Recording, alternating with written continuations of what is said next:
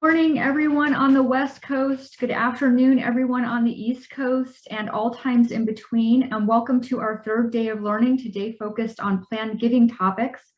My name is Maggie Harmon, and I am one of the Ministry Relations Officers for the Presbyterian Foundation.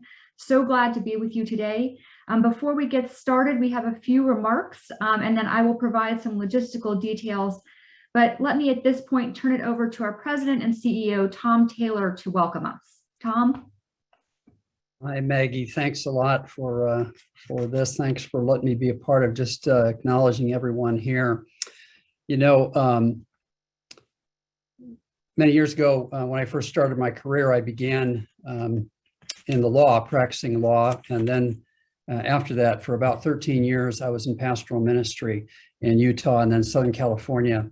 My dad was also a pastor, so I have some ideas of what kind of things many of you who are pastors and church leaders of various kinds are going through these days. But one of the things I did not have to do was I never had to pastor through a pandemic.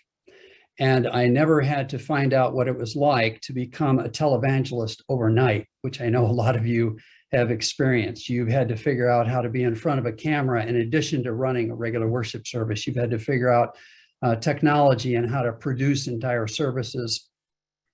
And I know that in this process, as I've talked to many pastors and some of you who are even on this call around the nation, many of you have really felt alone in this process. Even as people have not been able to gather, some are now coming back to church and beginning to gather at many places, but you've really felt alone, or you've really felt challenged in many cases because you felt like maybe other leaders or lay leaders in your congregations have not understood the additional work that this has created for you and the additional ways in which it's made ministry challenging and harder in ways you hadn't anticipated. We say all that to help you understand that we, I think, do have some idea of what you're experiencing, and we want to understand it even better. We know, frankly, that you're on the front lines of ministry and want you to know how much we appreciate that. I really appreciate Maggie lifting up the fact that we have field staff located around the nation, ministry relations officers located around the nation to serve you. And we are so glad that we do. And they are very, very gifted and talented people, and frankly, experts at what they do in all kinds of areas of asset gathering and giving and stewardship and legacy giving and on and on. And so we are glad that they're able to be there for you and be part of what you're doing. We are privileged, frankly, to walk through what you're going through in ministry. And today we know that you're going to hear from a number of these folks. We are so privileged to have Glenn Bell, who's our Senior Vice President of Asset Gathering and overseeing so much of this work. But today you're going to be able to hear from Ellie Johns-Kelley and Karl Mattison in this initial session at this point. And then later this afternoon, Olanda Carr will be interviewing Brandy Kessler-Waters, who, I've heard many people talk on giving over the years, as you can imagine. And I've given many stewardship talks myself, or talked about numbers and gathering the funds or the resources that are needed for ministry. And I have to say, in all the folks that I've heard, I think that Brandy is one of the most gifted and one of the most insightful people that we've experienced and that we've come across as she shares her gifts. So we're really excited about you hearing that as well. In all of this, we look forward to your participation, to your comments, to your questions, and as well your feedback. We really want to know, because we are trying to create things here at the foundation that is news and that are news and tools really that you can use. And that are really helpful to your ministry in these tough and challenging times. So thanks for being here. Thanks for participating, and for all on our staff who are helping to guide and lead this. And with that, I'd like to invite Glenn Bell, if he would lead us in prayer. Tom, thank you so much. It's a great privilege to be with you and Maggie this afternoon. Let me echo what Tom just shared. We are so grateful for you, all of you on the front lines, working hard to lift up the cross and to give glory to Jesus Christ. Mm-hmm. I'm so excited to be able to hear from and learn from Ellie and Olanda and Karl and Brandy this afternoon, this morning. And as we begin, let's pray together. Ever gracious God, your giving knows no ending. Your mercies are new every morning. We come to you this day amid stress and difficulty, with friends or loved ones devastated by COVID, in a time amid wars and rumors of wars. Through it all, we ask, fill us with your hope. Save us, O God, through the powerful grace of your Son, Jesus Christ. You are with us each and every moment. You protect us from evil and preserve us in all goodness. With hearts overflowing with gratitude, help us to measure our days, to plan our legacy for generations that follow, to offer our very best gifts to your glory. We pray it all in Jesus' name. Amen. Thank you, Maggie. Thank you, Tom. Thank you, Glenn. It's so good for us all to be here. Appreciate those welcoming remarks and that inspiring prayer. Without much further ado, but with a little bit of further ado, we will get started. Just a couple of logistical notes. We are in a webinar format, which means that you cannot chat to each other. We have several hundred people on, so we have done that so that we can focus on what our presenters are saying. We are taking questions, and we will be doing a question and answer following the presentation. Please put your questions into the Q&A. That should be at the bottom of your screen. It says Q&A. I will be monitoring that through the presentation and trying to gather as many of those questions as I can to make sure we have as rich a conversation as we can as possible. The program is being recorded, so if you have to leave, if you're having connectivity issues, if you just want to watch it all again, we will be emailing out a link to the videos in about a week. It takes us a little while to get things all together, but in about a week, you'll receive an email that has a link to the video this morning, as well as the video that will be later in the afternoon. Please do, if you have technical questions, put those in the chat. We have a wonderful team who's monitoring the chat for technical questions. But if you have content questions you would like addressed, please put those in the Q&A, and that will be monitored for when we have that conversation afterwards. With that, I would like to open it up to Ellie Johns-Kelley, who is a Ministry Relations Officer on the East Coast of the country. And I don't know the new name, I think it's Allegheny and Pennsylvania, and this will, belie the fact that I'm very California.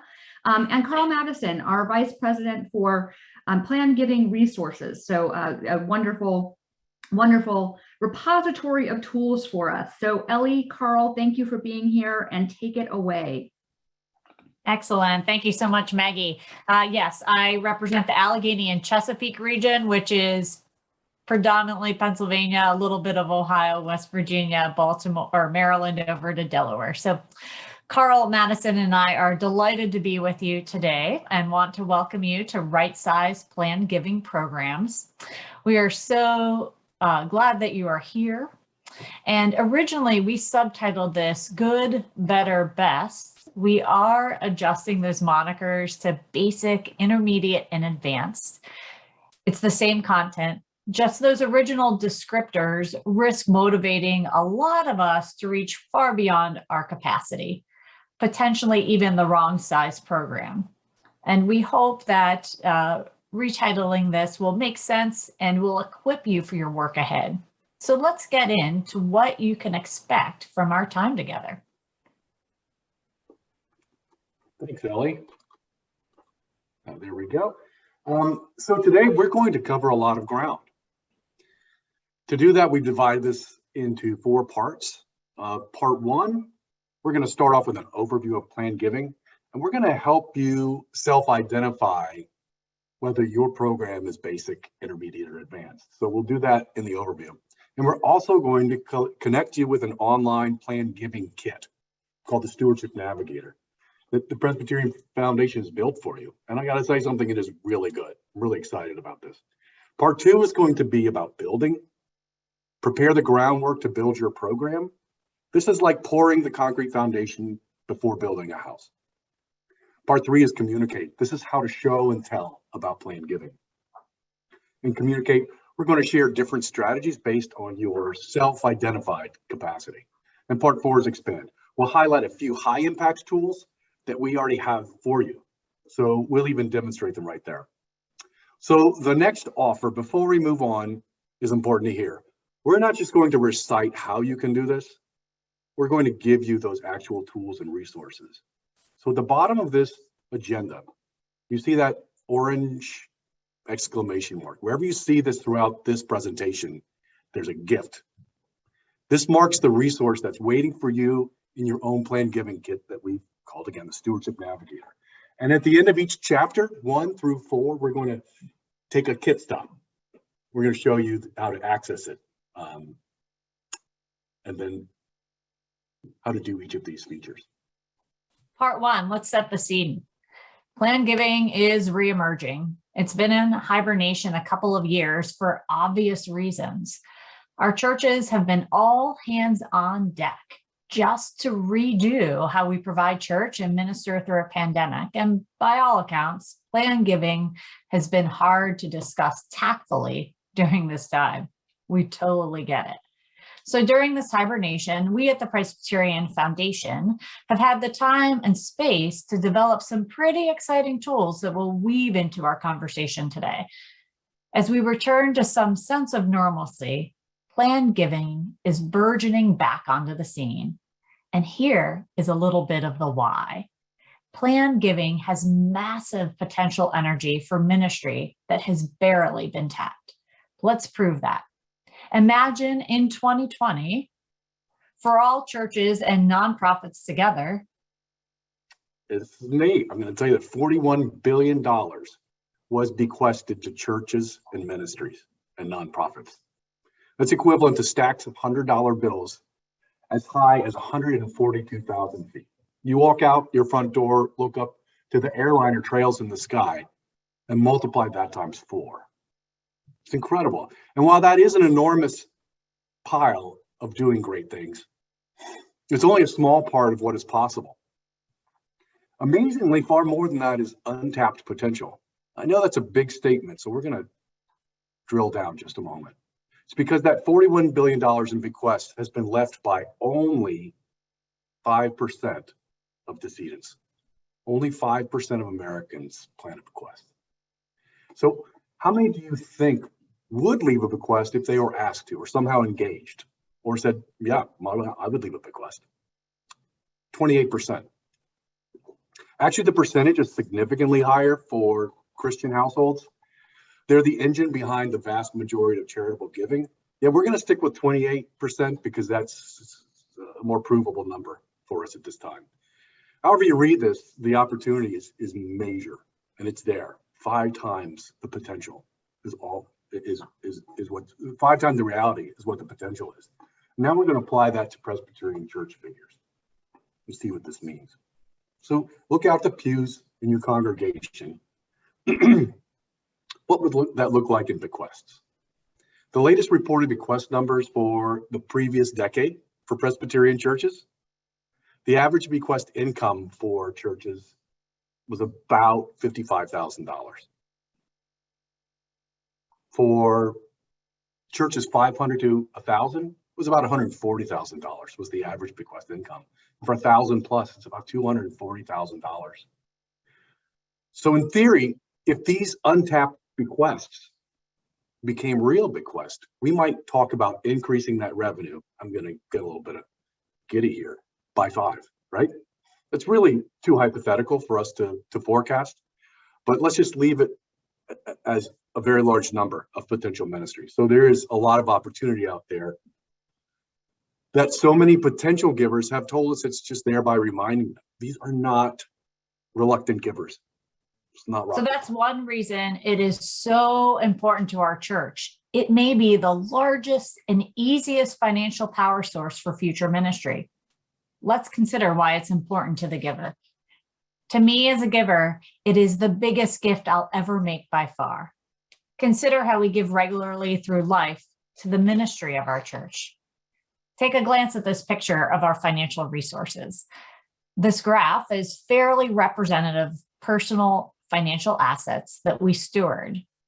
We find a small portion, around 5% or more, that's easy to convert to cash assets, like checking, savings, and investments.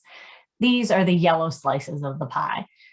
This is where we tap into our resources for purchases and even our charitable gifts.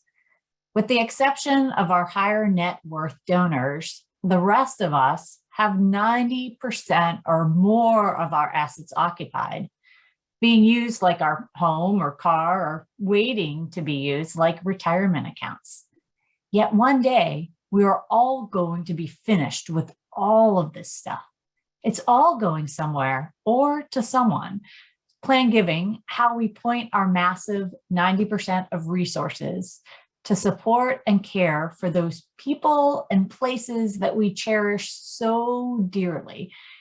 It matters greatly what happens to them after our lifetime. And that transaction is plan giving.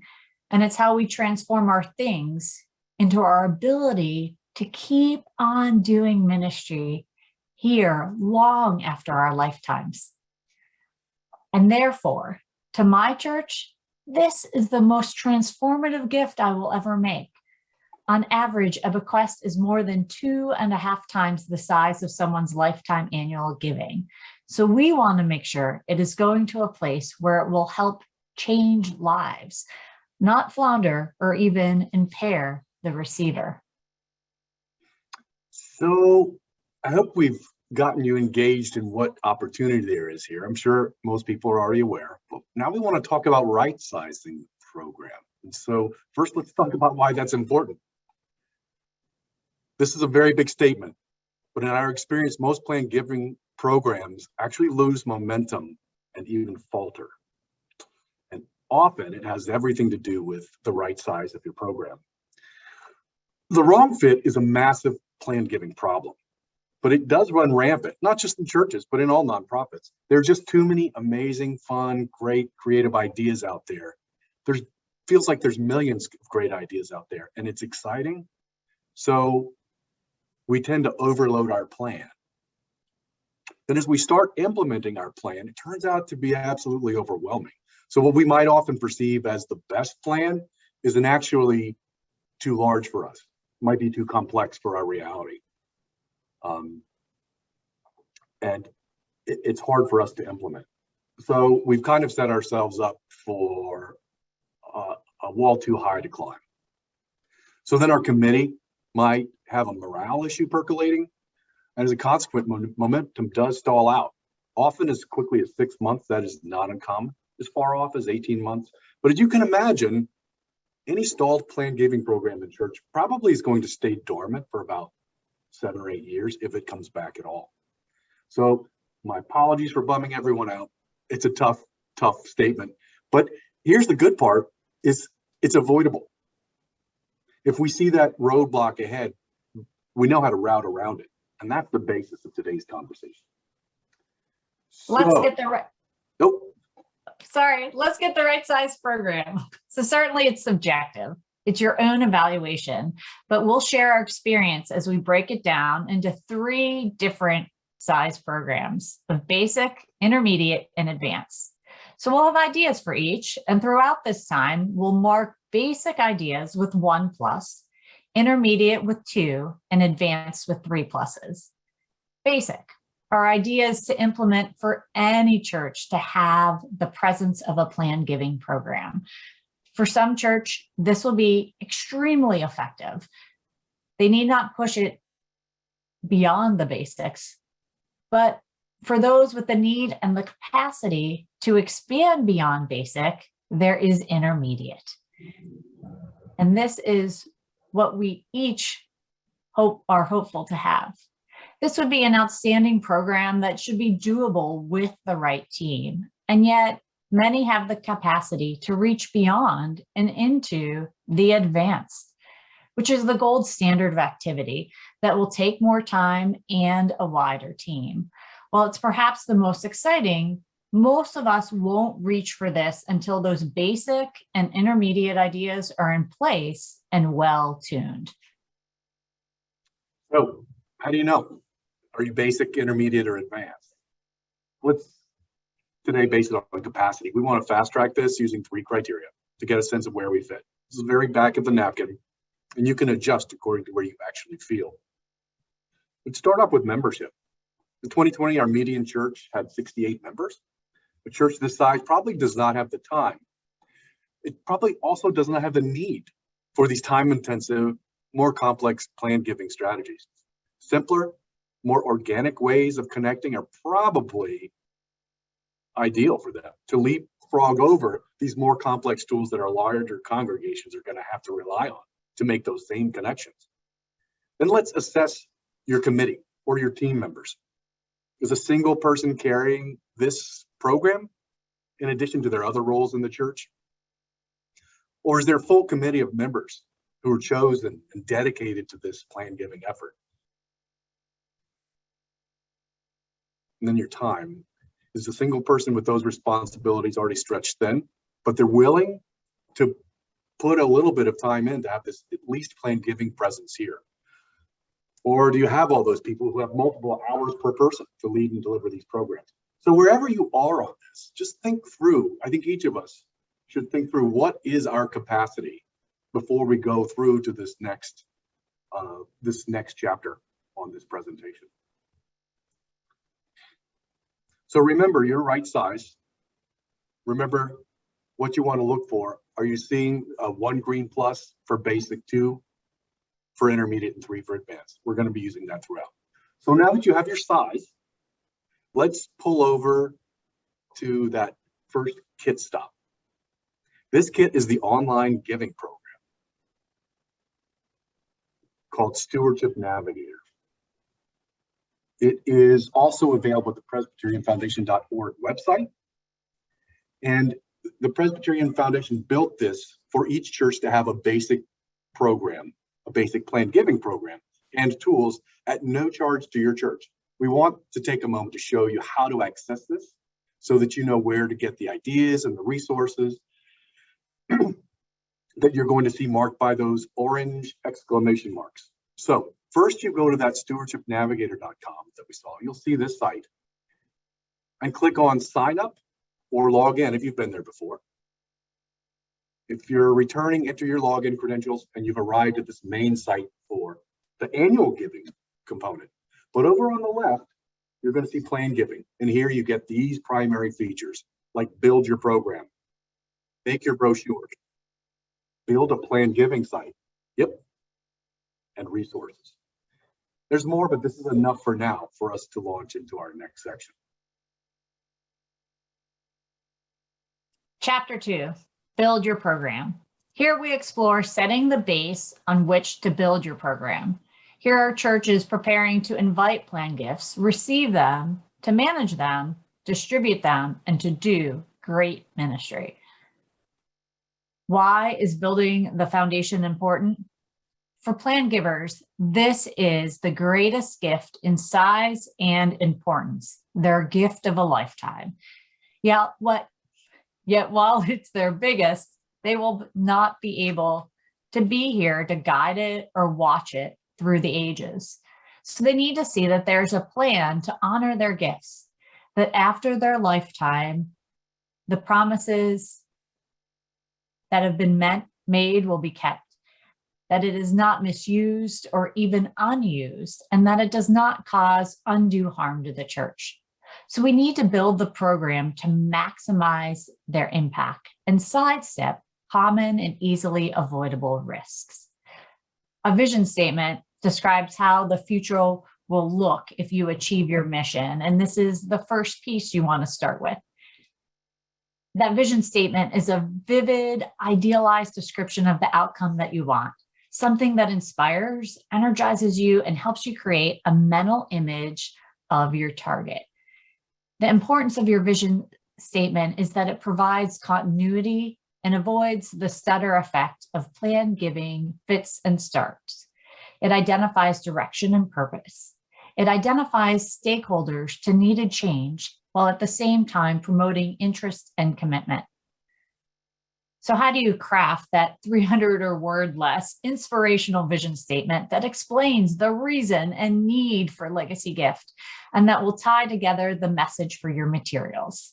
Simply use our vision builder, which makes the whole process easy. Next is the charter. The charter is the founding document forming the plan giving program and the committee. It serves to formally bring a plan giving committee into existence. And for the most part, if you're 2 pluses or 3, intermediate and advanced, the programs are normally their own separate committee or subcommittee, and a charter will bring this to life. You'll find that a lot of the basic plan giving programs might more spontaneously emerge as an added component of a stewardship committee. So they might not always have this. But this also serves to formally outline the purpose of the committee. And it defines the authority, the duties, and the responsibilities, and how these balance with other committees within the church. Here again, we have a great orange exclamation mark that shows a sample in the Stewardship Navigator. This is for a Legacy Circle program charter.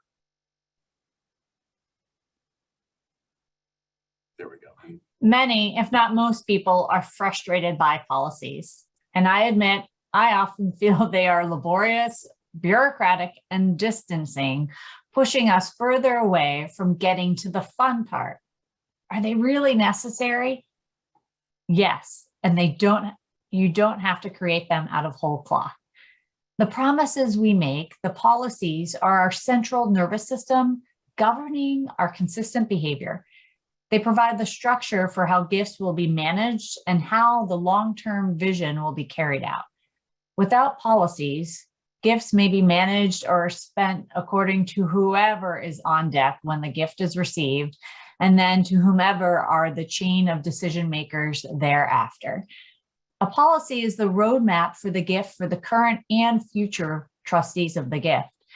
Our clear policies assure donors that their gifts will be stewarded with care. Specifically, policies will establish guidelines for what gifts can be accepted, create structure for how gifts will be used, and develop criteria for how funds will be invested.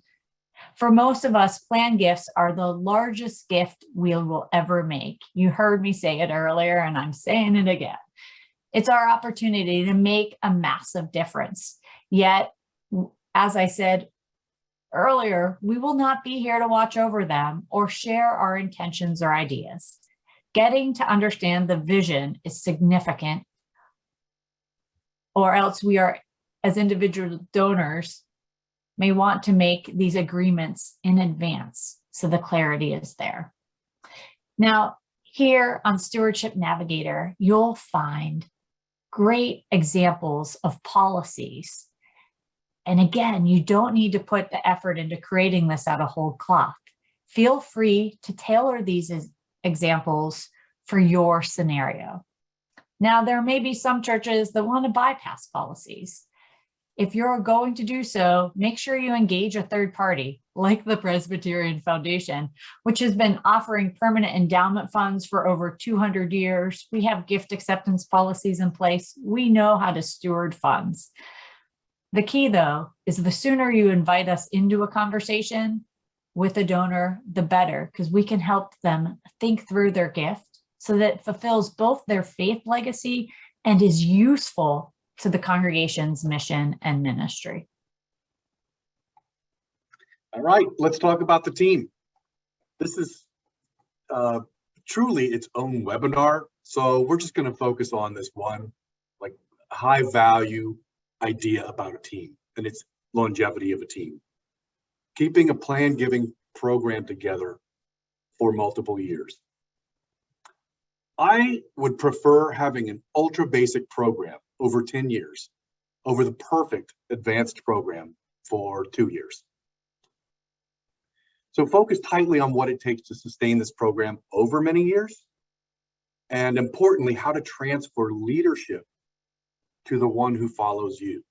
That's a critical moment, and that's a stumbling block for so many programs. So Here's one pointer, especially for those advanced and intermediate programs where there's turnover of teams and committees. Everyone on a committee needs a role.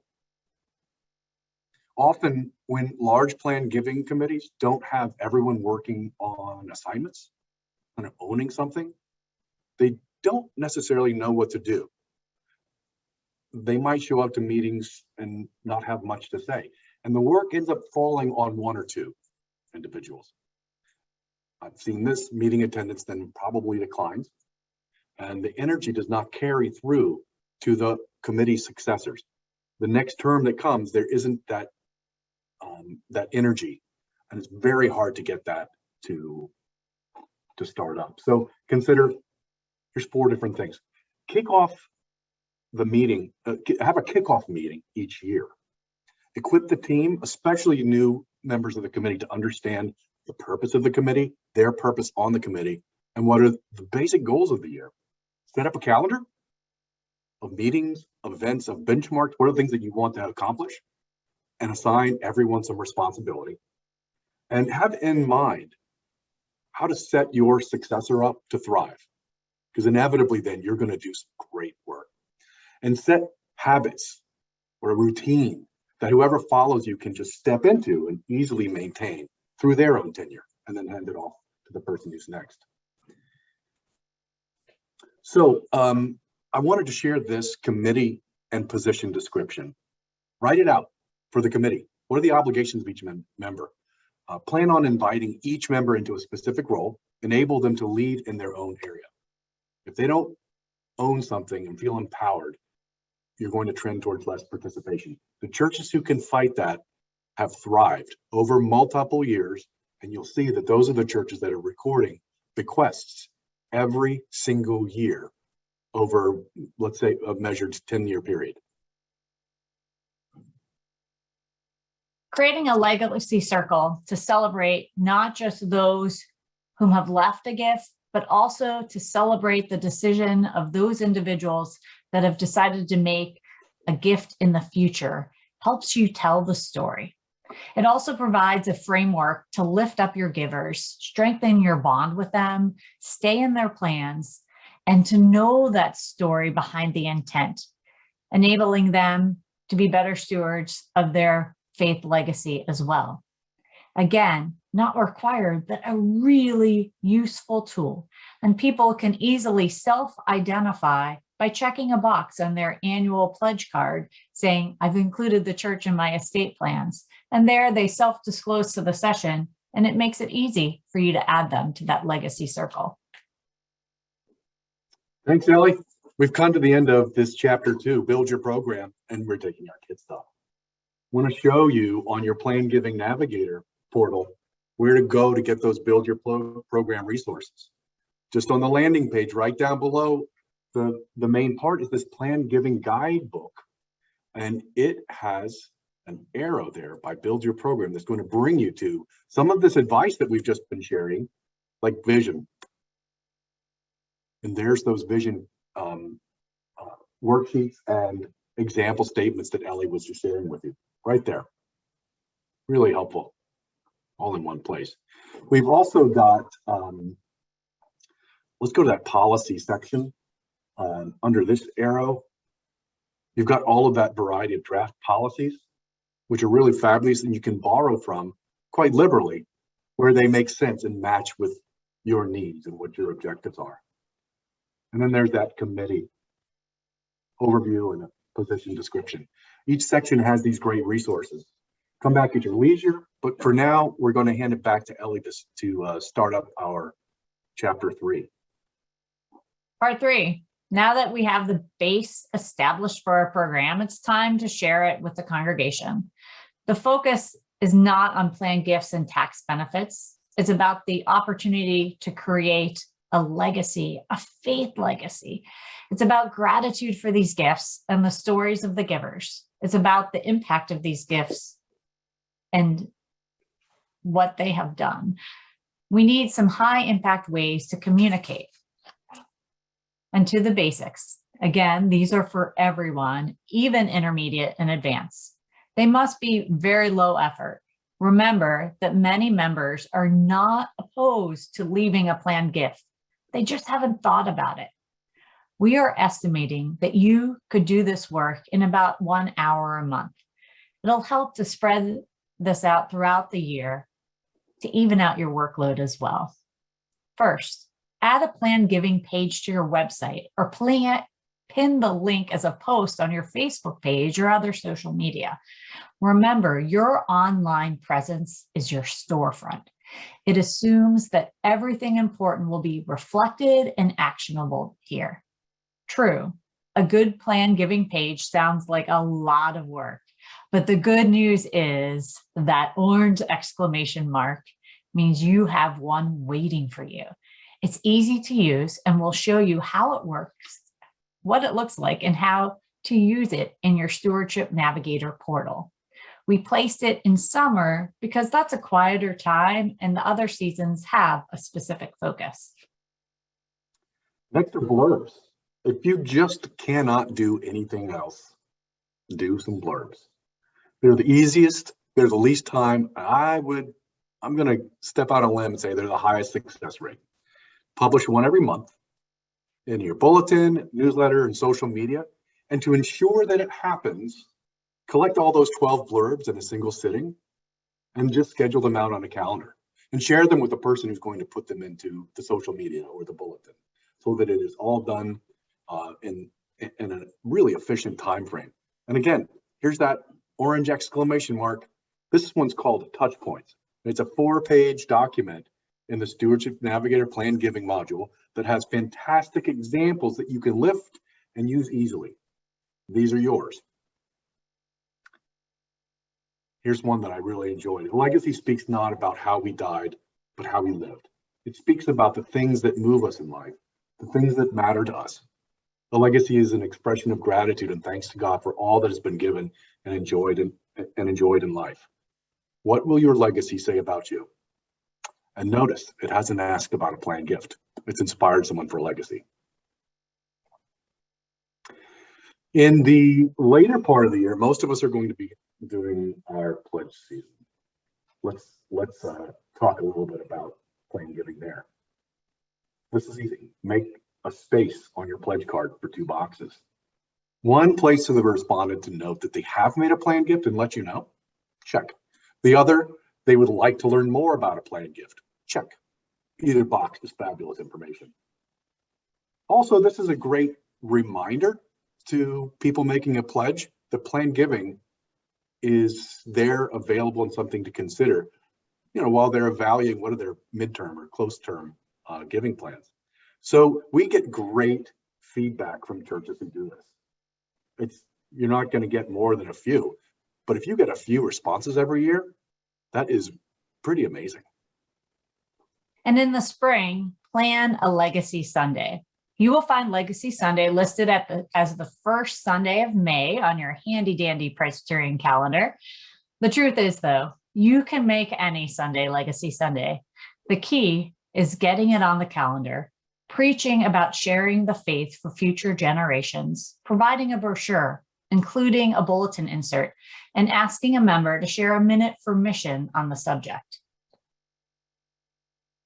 Fantastic. So this is what it looks like to have all of those basics together. This is by no means everything, but these are some simple ideas that we found in our experience to have some really great success and impact. Since these are all important for every level, we're going to kind of keep them on the page, but we're going to smush them up towards the top and depower them with a little bit of fading. Ellie? For intermediate programs, share an article or a minute for mission 4 times a year. A video is a great option too. Vary your message based on the time of the year. Consider this: in spring, ask or invite your members to a planned gift. They may be endowing their pledge or tithing their estate. Specifically, put that idea out there to them to continue their ministry through our church. In the summer, follow up and be intentional about your gratitude for their intentions. Come fall, focus on the impact. Share what past gifts have done and show that your congregation is wise and a reliable place for their the plan giver to continue their legacy doing ministry beyond their lifetime. Then we get to the winter. We really focus on the legacy here and help our members explore the ways they have discerned their faith legacy and equip them on sharing it with the people and places they love. The impact of past gifts is a big deal. Share a story of a giver, someone from the past and what they meant to the church, or a current family who has made a gift. The key is the concept of legacy, helping people know that this is for them too, where they can continue to do great ministry even after their lifetime. During the spring, consider sending a letter to members asking them to make a planned gift. Obviously, don't use the same letter every year. Perhaps in subsequent years, you might focus on lifting up the legacy program, thanking those who have planned their gifts, or thank those who have done so. Be certain to have a thank you letter ready for those who respond, and a welcome letter if you have a legacy society. Samples are also available in your Stewardship Navigator portal, so check them out. When it comes to plan giving conversations, who has these? It seems obvious that the pastor and plan giving team would be the obvious answer. Still, most of us are uncomfortable to talk about giving money as an outcome of a member's death. Shift the focus away from the end and to the beginning of what's next. Shift to legacy and how to continue working here after your lifetime. There are great resources on talking points about plan giving to get you in the right mindset, and great sound bites, which have all the words you need to phrase this conversation in a way that any of us would feel fine with it. Don't forget your staff. Have them prepared. Let them know how important plan giving is. And when that call comes in with someone wanting to know more or wanting to declare that they've made this decision, equip your staff and your volunteers to say thank you and let them know what they should say and where to refer that donor. Offer an event in the winter as well. Bring your MRO, that's a fancy way of saying your ministry relations officer, a person like me, bring us in for a workshop. You know, if your MRO schedule doesn't permit, or you had them in last year, ask them to share the video from Everlasting to Everlasting, which you can use for your program or an adult education hour. Key for any of these events is making a personal invite, asking people to attend, even if they've already included the church in their plans. We want a nice gathering of folks, and it is so helpful to have those individuals who've already made the decision there as well. So we don't want to limit it. Here are the basics for the intermediate program. Remember, there are unlimited options and ideas, and you can't go wrong with keeping the conversation going. You don't have to do it all at once either. Pick and choose as appropriate. We're going to scoot these up so we can talk about some advanced ideas next. Here we go. Let's discuss some advanced programs. We're gonna continue with events. Ellie just shared a plan giving event idea, but with advanced programs, maybe we could use some time with some unexpected and creative events. Take a little bit more planning, but bring something that your members are yearning for. Because Ellie and I and a lot of the MROs have talked about this. It's apparent that people aren't clamoring to get into a planned giving event. So let's talk about what else we can do. This is my favorite here, legacy conversations.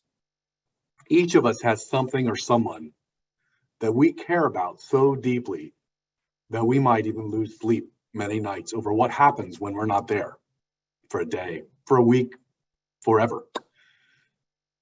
Have I done everything I can to care for them? Have I given them what they need to carry on and to even thrive without me? So we plan. We financial plan, We estate plan, we engage these amazing industry professionals to plan what happens to all of our stuff. Very clear pathway, know where to go, who to call, how much it's going to cost.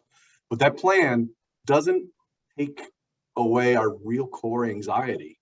Have we passed on the most important part? I think most of us, when we talk it out, realize that we haven't. We haven't passed on our lessons. An estate plan doesn't pass on our faith. It doesn't pass on our love. And these intangibles, especially at the hardest times, are a light in the dark for our loved ones. They have been for me when I lost my parents. When they're no longer here to teach, what are the lessons that we can leave behind? And the stuff is secondary. People show up when you start talking about this because it has not been answered for many of them. And we're here to help think through that. So consider a legacy gathering, a small gathering. You can do it like a dessert for a small group after dinner one night. You could have it on a Sunday morning, but it's a nice, intimate event where congregation members can start discerning their own answers, begin planning how to pass on their lessons. There's some really exciting and creative ways that are a true gift. And then we know where to pass on our stuff. It makes a lot more sense to do an estate plan based on what our faith and legacy values are that we want to pass on. There's a lot of other great ideas. Love to share them. It's going to be another webinar. No. So, session and staff briefing. When starting or restarting your plan giving program, consider briefing the session on the plan. It's pretty normal, but grab 15 minutes to share what plan giving is, define it, what it can mean for the church, lay out how we plan to promote it. What's your calendar? And here it is. Invite the session to participate. Give them 3 remarkably simple things that each elder can do to support the effort. Remarkably simple. I'm not saying they have to go out and do all the meetings. Simple. This can be leading with their own gift.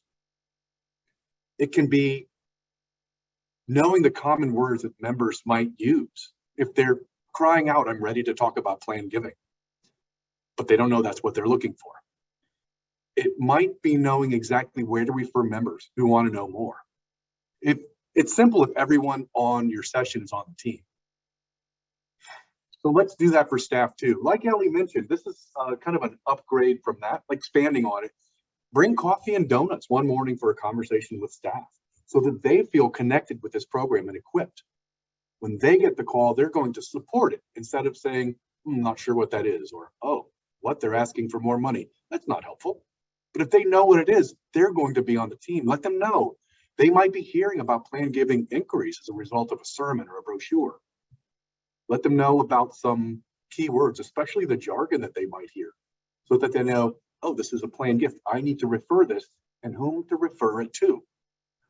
And importantly, here's the big one, how to record it. Let's remember if someone said they left us a planned gift. It shows that we're really ready for this. We take it very seriously and it works. Next, let's talk about inviting members to share their stories so that future generations can know them. Share these stories when and if it's permitted by the giver, because these connect us with other generations. It lets us remember our predecessors and provides us an opportunity to be grateful to them. And here's a personal liberty. I want to tell you that in my time at the Presbyterian Foundation, I remember every single gift that I've worked on where I know the story. There's this amazing tapestry that I get to keep. It's what fulfills me instead of working in an office. I have to remember this every week because otherwise I'm not going to get that feeling that I'm a part of this. And I kind of need it. I love their stories and I'm grateful that they gave it to me. I speak their names out over and over and over to thank them and to demonstrate to others like you how real it can be to keep doing ministry after your lifetime. It's an answer to a question. And I hate to say it, but I can barely remember the gifts where I just know the amount and I don't know the name. So Presbyterians, they hate to boast. but we do need their stories. We desperately need their stories. So gratitude, this is, again, another webinar, but thank your plan givers. Thank them for past gifts. Thank them for future gifts. Be creative. In advanced programs, have a committee member who's the captain of thank you. Someone who is responsible for thanking. Let them get creative with it. Someone whose role is to express gratitude in compelling and helpful ways. And lastly, oh my goodness, show impact, especially for endowments. We have got to tell the story of what planned gifts and the endowment did last year and the year before. Tell the story every year. You're probably a bit like me. Before I spend, let's say, a lot of money, I want to know what I'm getting. I research. I look at restaurant ratings. I ask about stories from friends. Is that a good idea? Financial data for stocks, movie reviews, because I work hard for the money. I have a limited amount and I have to make hard choices. What do I want to do? We all have to make hard decisions about where we place money. And if we plan a gift, where we plan it is a very, very hard decision. It can be much easier. Make that decision obvious. Write this review. Tell that story.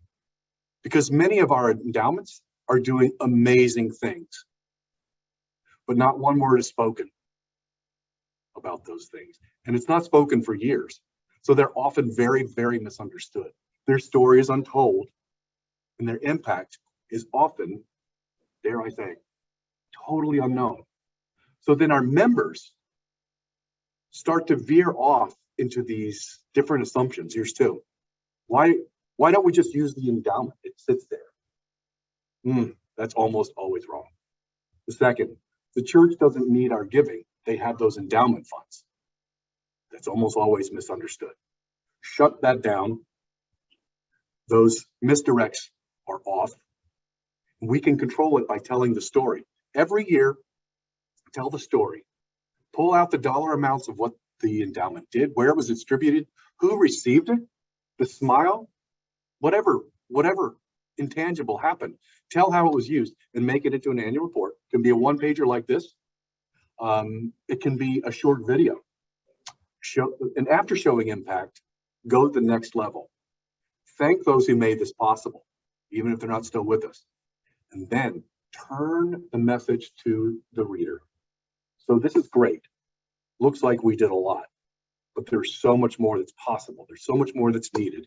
And invite the viewer to join in planning their gift to this endowment so that we can still be here to help future generations to weather these storms and to grab opportunities that they might not manage without our support, just like it was done for us.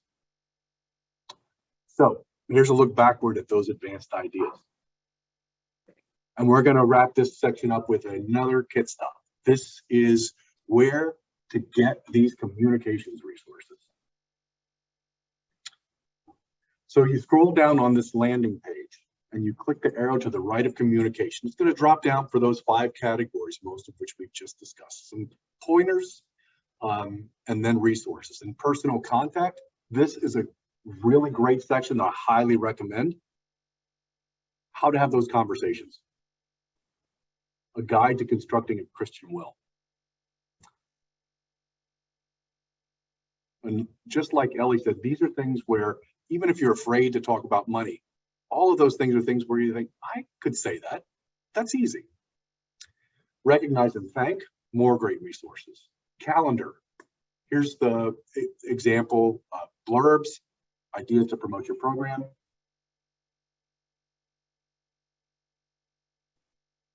You'll notice those advanced and intermediate resources are not on here. This is designed to focus on the basics, the essentials. There are some more advanced and much more customizable resources. You might be interested in our subscription program if that's interesting to you.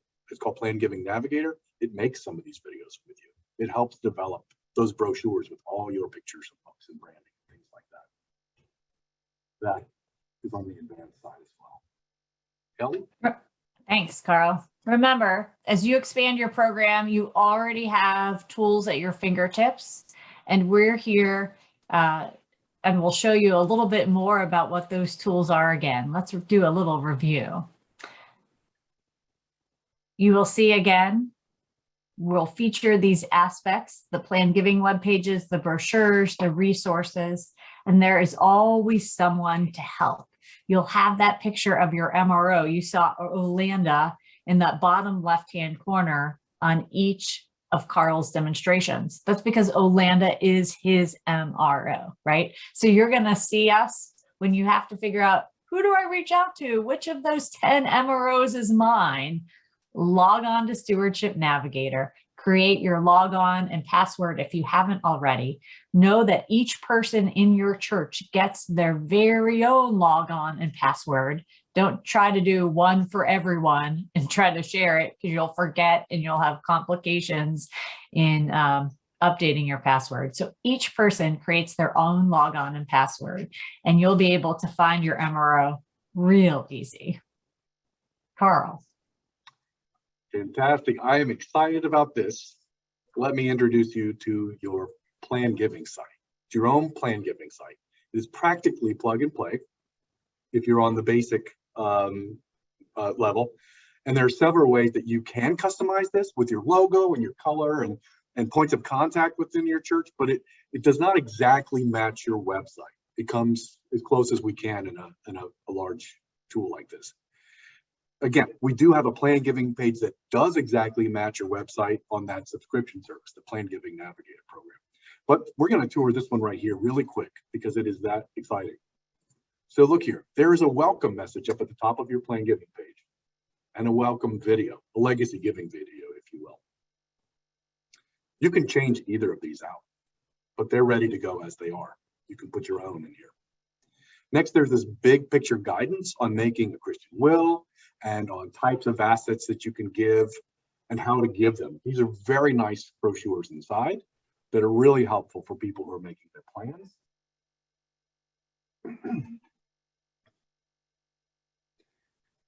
Now, right below that, you can include a donor story. This feature does not appear if a story is not entered. So move on down then to the most popular types of gifts. This one is bequests. Got a wonderful brochure, and on the very bottom are your points of contact and your MRO, Olanda. That's mine. And then below that are a few more types of plan gifts that are less common but still in demand, like the donor advised fund, which is simply spectacular. Down at the very bottom are your contact names again, and up at the top are contacts again. You can add 0, but you can also add up to 3, and your MRO is in there, especially as the default if no one's listed. If you have a legacy society, you can have this video, the welcome message, and a notification form all on there. But if you don't fill out that information, it assumes you don't have a legacy society, and it's not there. So how do you get a plan giving page like this? You go back again to your Stewardship Navigator, the plan giving portal, and read here how to install your site. You can enter on this admin function everything from basics, just review your church name and address, make sure it's right, update your logo and your colors, input your contacts, landing page. You don't have to do a thing, but you can change out the video or welcome message, add your donor story, add your legacy circle, and click save, and you've got your web page. When you're ready to launch it, all you need to do is take this URL and apply it to a plan giving button on your church website, and you have a plan giving page. Ellie, I hope that was efficient enough. I'd like to pass it back to you. Perfect. And when you need brochures for that plan giving event or brochures you want to have available in your narthex or at the office, you can download brochures with a PDF that have your particular information on it. You can order them in advance. And I'm going to have you click on that composing a legacy one for me, Karl. Thanks so much. So this is a great piece that really outlines the many different ways you can make a planned gift. Some are very simple, like including the church in your will with a description of how you want the money to be used. And, you know, is it a percentage? Is it a particular amount? Is it a residual amount? To different tools you can use in creating that. So Composing a Legacy is a really nice brochure to have on hand. There's also an abbreviated one, Steps to a Legacy Gift, that can be really useful as well. Again, you can order these or simply download the PDF and print them out to have them available right there at church. Wonderful. So also on there are the resources. You know, we've showed you at the bottom of each of the drop-down guidance sections, the resources, but they're also in this one collected place, aptly called resources. And we're just going to scroll through here just so it has a parking place in your head when you want to come back and say, I think I saw that. This is the quickest place to go to just shop for those resources.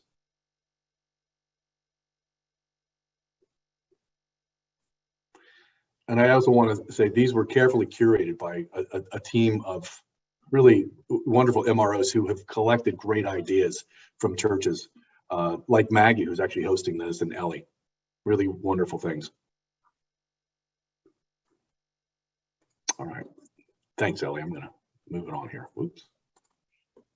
Here's a great map of all of the MROs across the region. There are 9 of us now.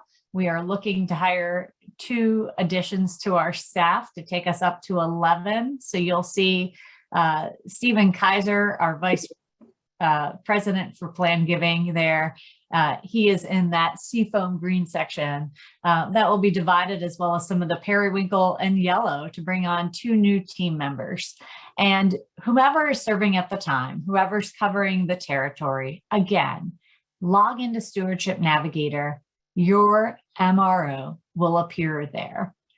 Currently, Stephen's covering a bit of some of that, a little more of that green territory than normal.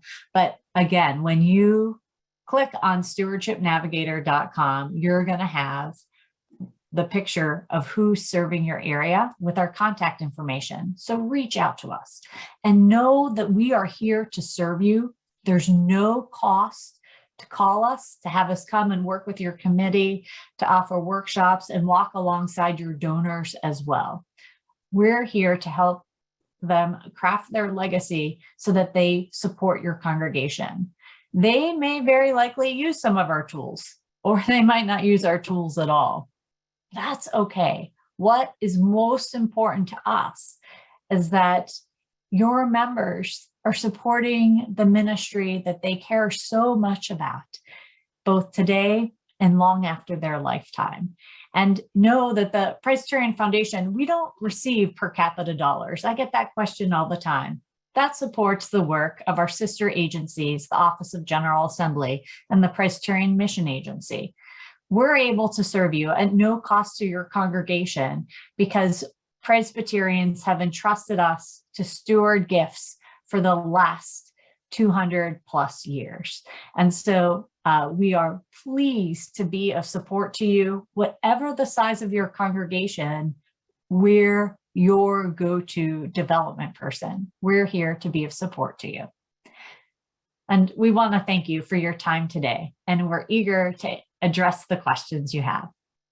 I want to just thank everyone for their time, but summarize real quick with this. For our churches, there's an outstanding opportunity for potential future ministry. For our members, there's the opportunity to actually discern your legacy.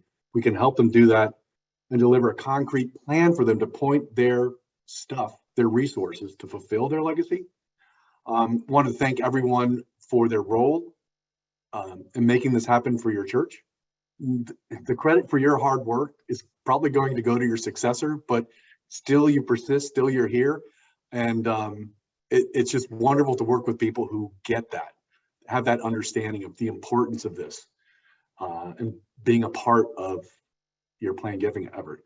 Lastly, I would say if I walk out of here, my first thing would be to is write down my plan, ensure that it's the right size, know the tools and where to get them and who to ask for help when you're ready. Thank you. That's conclusion of my comment. Thank you, Ellie and Karl. That was fantastic and so much great information there. We do have a lot of questions, so we're going to get to as many questions as we possibly can. I've been watching the Q&A through the whole discussion, so we're going to try to get to as many as we can. If we don't, I apologize in advance. Please reach out to your MRO because we can answer these questions for you, or we can find the person who can. That's what we're here for. But let's just jump right in. And I've got this, I think in an order that's going to take us sort of like your presentation from basics to advanced. So let's start there. One of the questions that we had in a few different ways, and I love this because I'm an attorney and so I like to geek out on the technicalities, is how do we distinguish, because we use a lot of the same language, between designated funds, or dedicated funds, or restricted funds versus planned giving funds. And I would think of those are bequest funds that have been received, and endowments, right? There can be a lot of overlap, but I'd love to hear the two of you talk about what those differences are. Ellie, why don't you go for it first? You want me to take it, or Karl? Sorry. Go ahead, Ellie. Okay. So we use fund accounting in the nonprofit sector. That's what the church is, right? So we will have restricted funds, or funds that are appointed for particular purpose. And the big question, are they donor designated or are they board designated? If it is donor designated, you have to use that asset, that gift, for that intended purpose, right? If it's board designated, then a future board is not obligated to live into that decision of a previous board. And so if it is board designated, a future board could utilize those assets in a different way. Now, if we've established endowment policies, again, if a gift is restricted by a donor, it has to be used as prescribed by that donor. If you want to stray from that in any way, shape, or form, you need to go to your state attorney general to get permission. And again, if you were to do that, it would still need to be as close to the use as possible as the donor had designated. But for endowments, many of our churches, some have true endowments. That's usually something that is held by the Presbyterian Foundation, which can never be invaded. But many of our churches have what they call an endowment, which is a quasi-endowment, which is a fund that has been set up to model an endowment where you would preserve the principal and have a spending formula in place, as well as an investment strategy that would preserve that principal while having it grow with inflation and making distributions, right?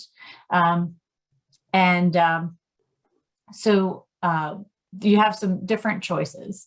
When we're talking to donors, the best gift to receive for a church is an unrestricted gift. That enables the session to use it as God is calling them in that moment. Some folks like to make direct gifts. Some folks will want to have a legacy. And often when we're talking about putting together a planned giving program, we will really plan on a quasi-endowment, a fund that will be intended to benefit the church in perpetuity. I'm giving you a lot of information, so I don't mean to confuse you, but you know, It's a great topic. Okay, I think a great policy for a church to have in place, and this might not be what you have in mind, but the best quasi-endowment or endowment, right, is not a rainy day fund. People aren't going to give to a rainy day fund. That doesn't excite them, right? That money is just held aside for if the church ever needs it.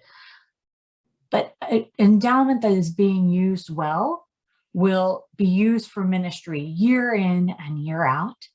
And I think a great policy to have is any unrestricted gift. Maybe you have your threshold is anything over $500 or anything over $5,000, right?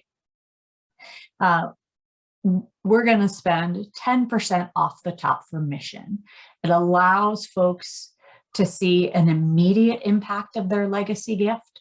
Well, at the same time, you take that remaining 90% and you put it into an endowment fund. I would recommend having 3 buckets in that endowment.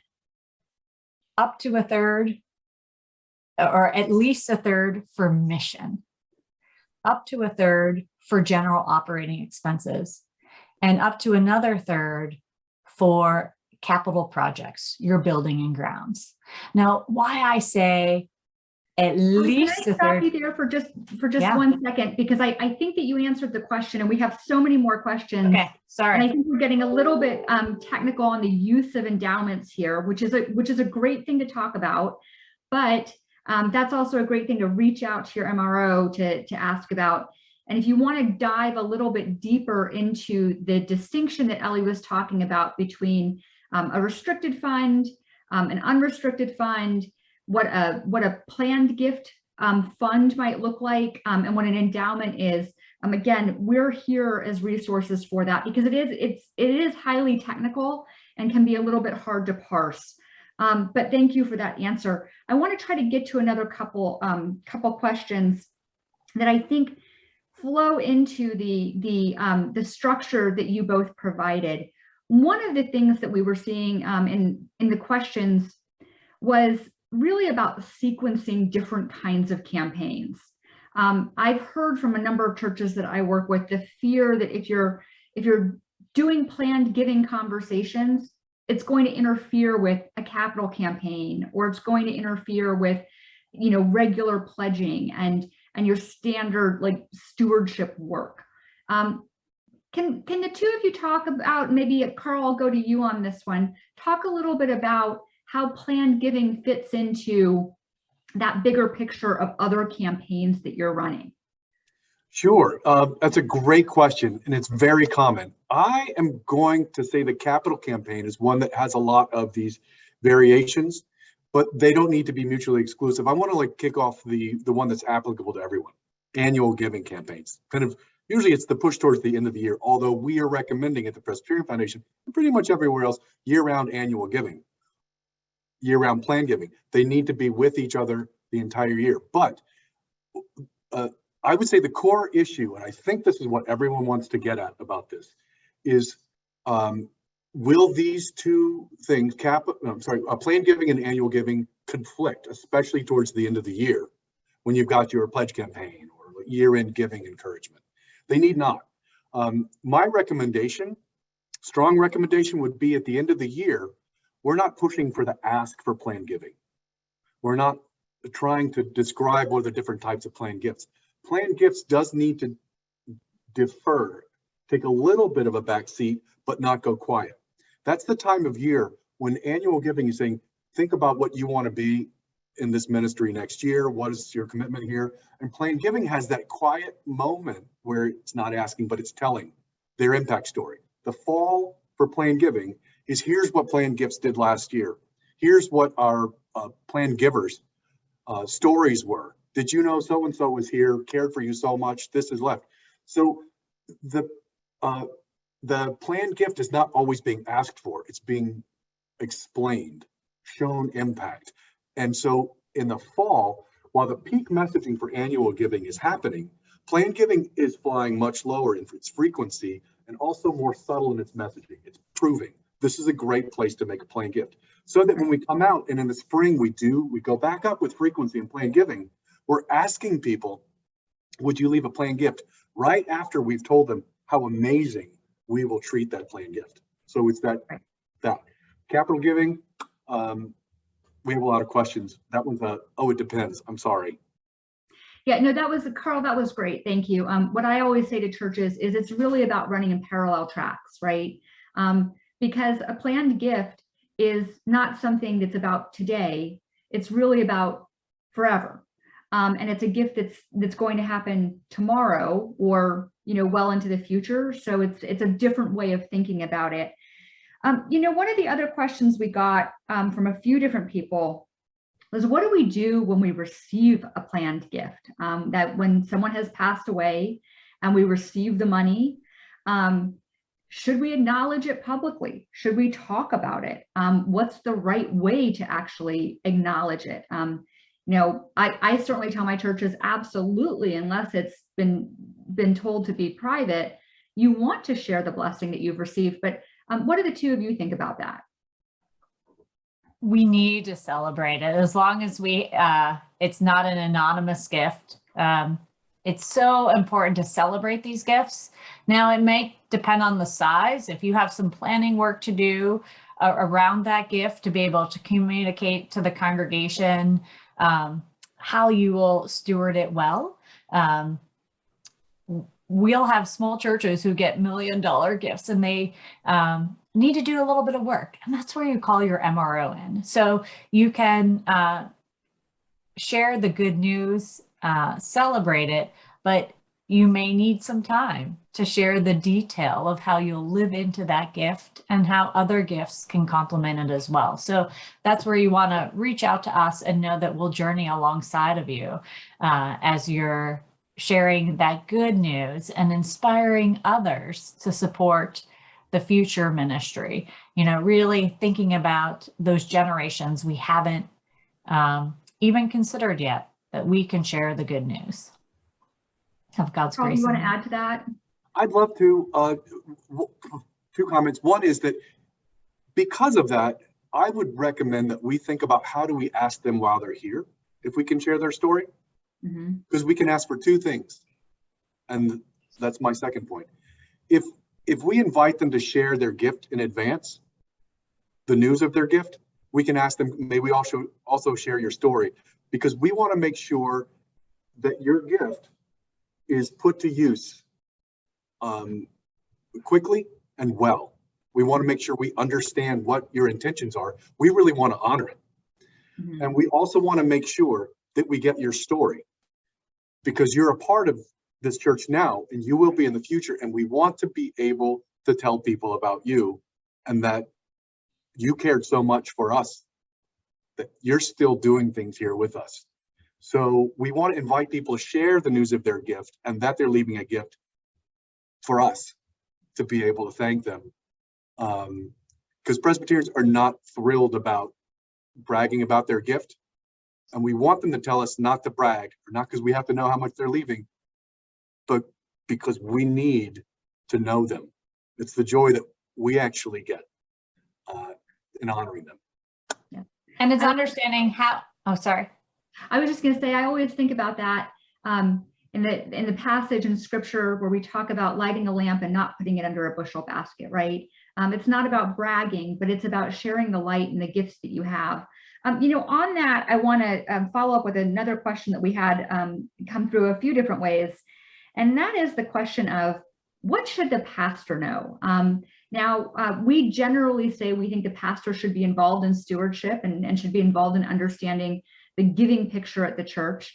But I think that this question came from places where the pastor's less involved in that. So talk a little bit about how the pastor should be involved in this. And I will just plug our afternoon program. We're going to have a pastor who's talking to us about how to be involved and how to ask people. But what should the pastor know when we're having these conversations or receiving these gifts? Would you like me to take it as the pastor? Go for it, Ellie.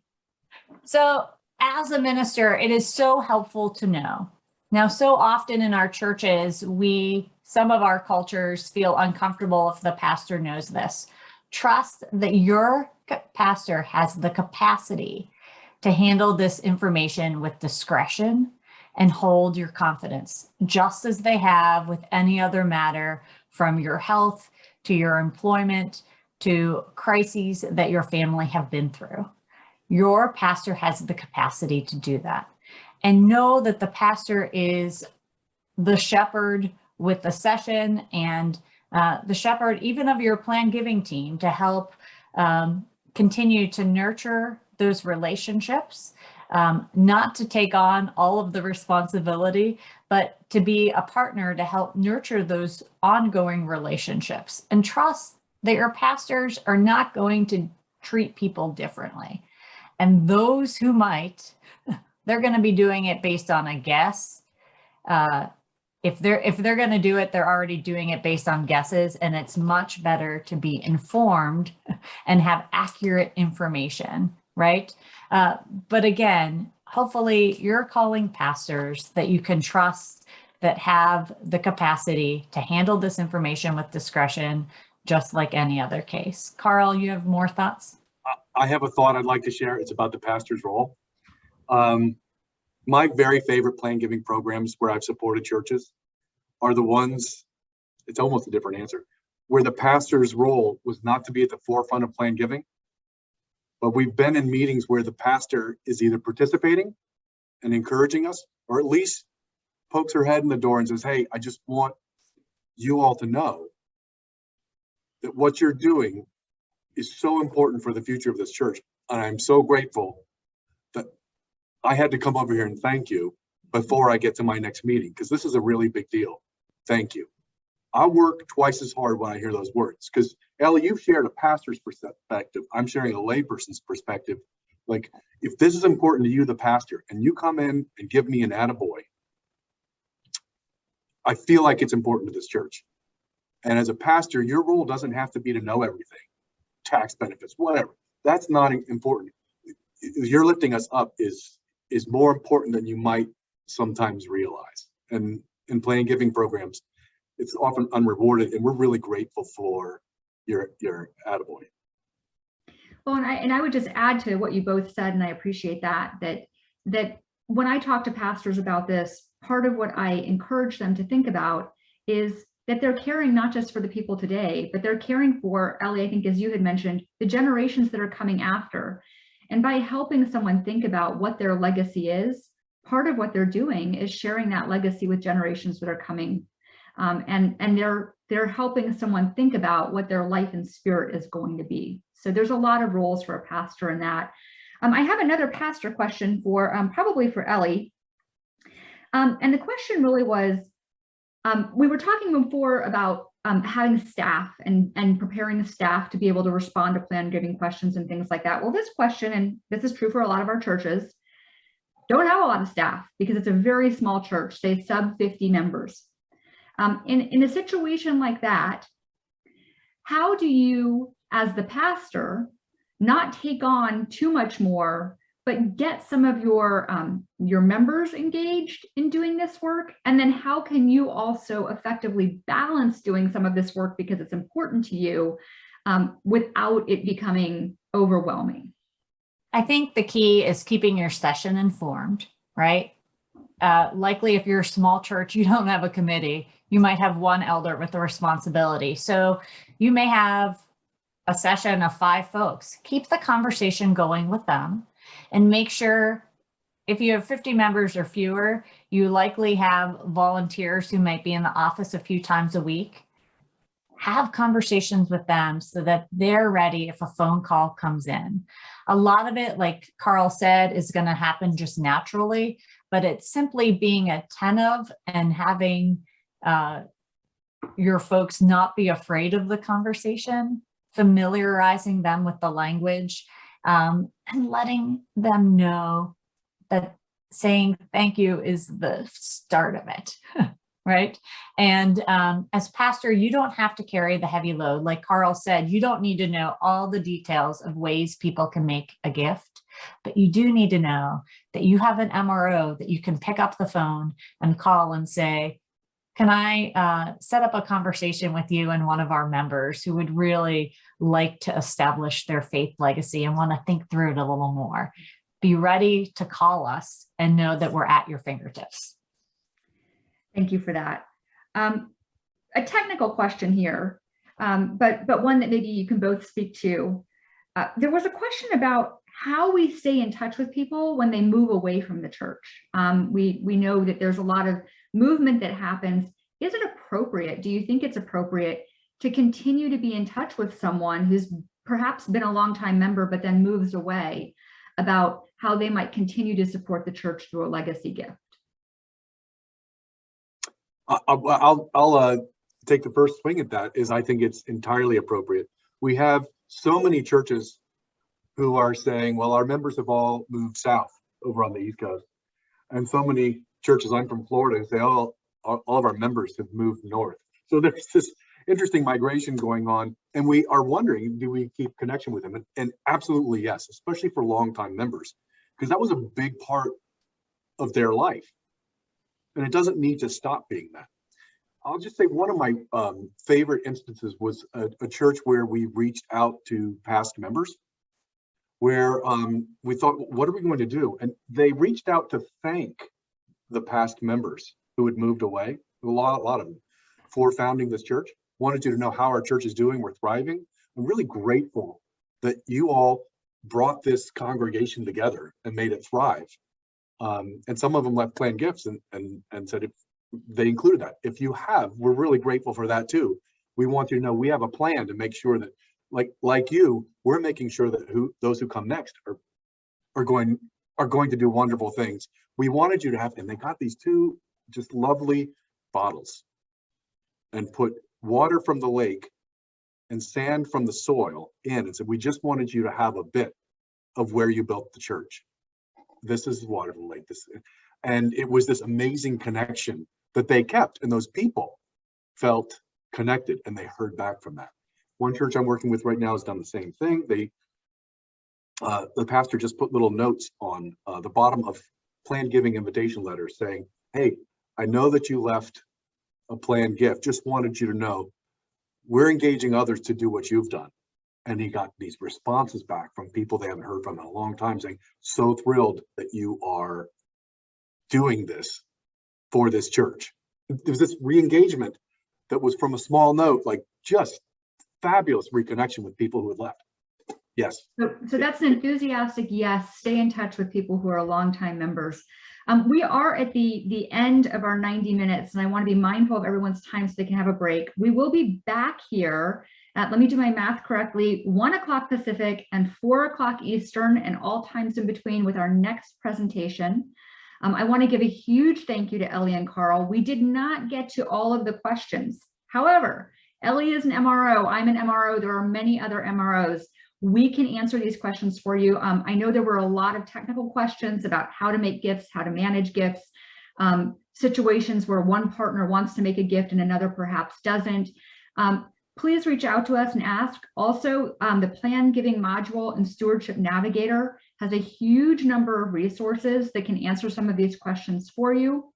And there are brochures that actually give you some of the technical details on how to make these gifts. So we've got a lot of ways for you to engage. The Zoom link that you received for this morning's program will be the same one that you used this afternoon, so that has not changed. Just go ahead and use the same Zoom link that you received to come in this afternoon.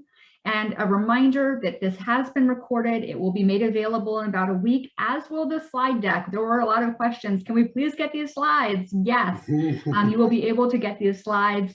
We will have all of that available to you in about a week. I hope that you join us this afternoon and that we have more great conversation. And again, if you can just, chat your gratitude to Ellie and Karl for their expertise, that is a wonderful thing to do, to acknowledge them. And yay, Ellie and Karl, really appreciate this. We will see you all in about an hour and a half. Bye-bye. Thanks, Maggie, for moderating. Wonderful. Great to be with you. Thank you.